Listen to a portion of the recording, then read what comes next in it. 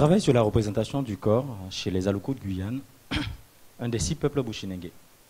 Pour commencer, Bushinengue vient de 2 mots anglais, Bosch qui signifie forêt et Negros qui signifie nègre, terme repris un peu plus tard par les Hollandais, ensuite réapproprié par les Bushinengue eux-mêmes du fait que la forêt amazonienne représentait un lieu de refuge efficace.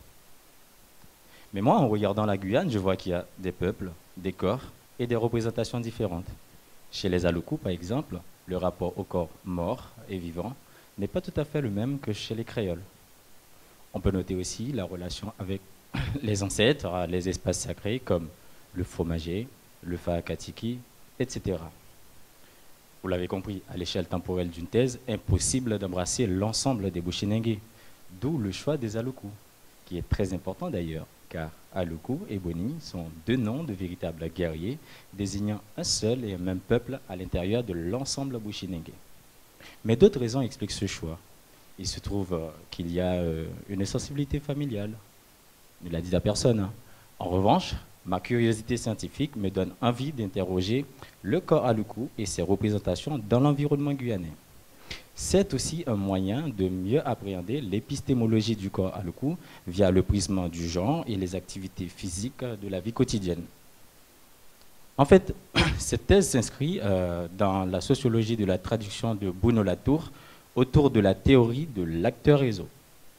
Pour cela, j'envisage une démarche qualitative inductive via des observations participantes et des entretiens sur 3 communes, Apatou, Papaïchton et Maripasoula, tout simplement parce que ce sont des lieux poumons de la culture Aluku.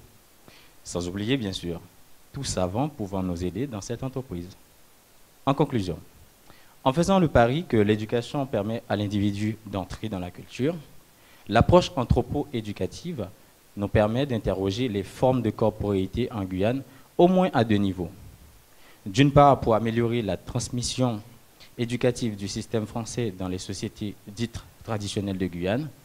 D'autre part, pour envisager une meilleure politique éducative de santé publique via l'éducation thérapeutique des patients issus de ces dites communautés. Vous l'avez compris, cette thèse mobilisera toute une philosophie du corps au sens même de la culture guyanaise.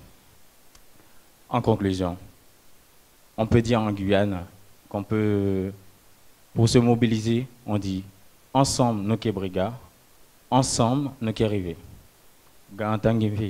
Merci beaucoup.